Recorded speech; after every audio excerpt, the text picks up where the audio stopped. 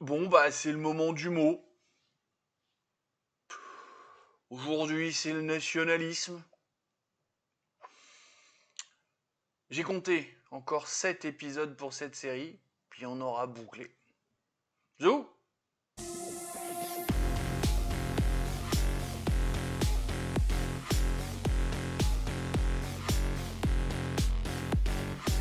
Salut mes biloutiers.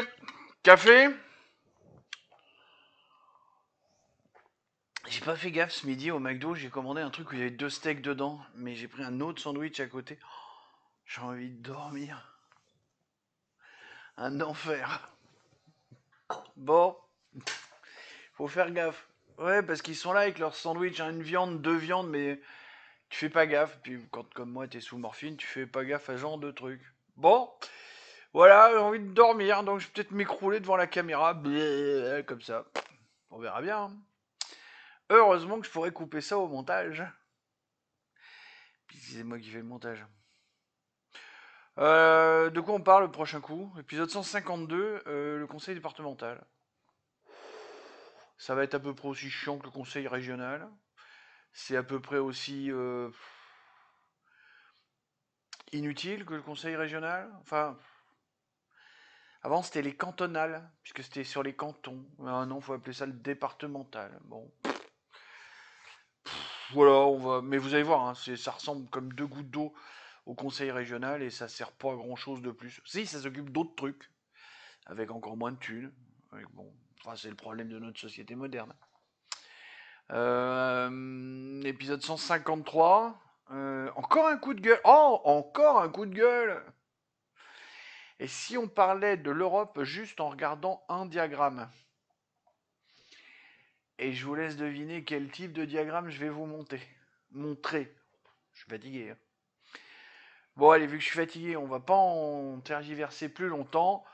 Parlons du nationalisme. C'est parti.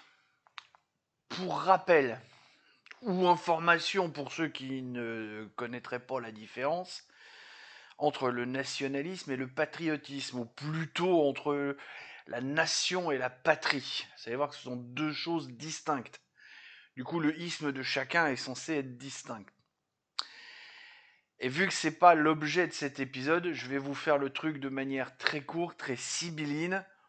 Forcément, pour ergoter, aller plus en profondeur. Mais du coup, c'est pas de ça qu'on parle. Mais je pense qu'avant de parler du nationalisme, il faut rappeler la différence qui existe entre la nation et la patrie, élément qui est pas souvent connu de la part des gens un peu enclins à aller dedans, et encore moins par toute la gauchiasserie qui voudrait exterminer ça au nom de la liberté d'expression. Dissonance cognitive. Pour faire simple, une patrie dispose d'une notion géographique. Frontière, territoire. En gros. Alors qu'une nation est le rassemblement de gens choisissant de vivre selon les mêmes us et coutumes. Voilà. Cette distinction étant faite, nous allons voir plus en détail, et grâce à notre félin GPT non binaire, de quoi il retourne. Bonjour ma grande, comment vas-tu aujourd'hui? Bonjour à toi. Je vais très bien, merci de demander. Et toi, comment ça va? Toujours aussi motivé pour tes vidéos? Ah oui, toujours. Pas. Quand la décision sera finie. Et en plus, bon, je l'ai dit en intro, encore 7 épisodes, et puis on aura fini cette série-là, on aura bouclé le tour. Aujourd'hui, nous parlons du nationalisme. Oh là, je vais pas y arriver, hein. Du nationalisme. Puis j'ai pas envie de faire 2 prises. Peux-tu nous en donner la définition, s'il te plaît? Bien sûr. Le nationalisme est une doctrine politique qui valorise la nation comme principe central de l'organisation politique et sociale. Il prône la défense de l'identité nationale, de la souveraineté et de l'indépendance face aux influences extérieures. Il peut aussi chercher à unir des populations partageant une culture, une langue ou une histoire commune sous un même État. Est-ce que tu peux nous faire ou refaire un peu l'histoire de cette doctrine dans les grandes lignes? le nationalisme émerge à la fin du XVIIIe siècle avec les révolutions américaines et françaises, qui exaltent la souveraineté populaire et l'idée de nation comme entité politique. En Europe, le XIXe siècle voit son essor avec les mouvements d'unification en Italie et en Allemagne, ainsi que les luttes d'indépendance dans les empires multiethniques. Au XXe siècle, le nationalisme prend des formes variées, il soutient les luttes anticoloniales en Asie et en Afrique, tout en étant associé à des régimes autoritaires en Europe comme l'Allemagne nazie et l'Italie fasciste. Aujourd'hui, il se manifeste dans des courants politiques valorisant la souveraineté nationale face à la mondialisation ou l'intégration supranationale. Peux-tu nous donner des exemples de nationalisme en France? En France, le nationalisme a marqué différentes périodes et s'est exprimé sous diverses formes. 1. La Révolution française, 1789. Contexte: la Révolution pose les bases d'un nationalisme républicain, où la nation devient une entité souveraine, incarnée par le peuple. Exemple, la Déclaration des droits de l'homme et du citoyen, 1789, insiste sur la souveraineté nationale, rompant avec l'autorité monarchique et ecclésiastique. 2. Le Premier Empire, Napoléon Ier.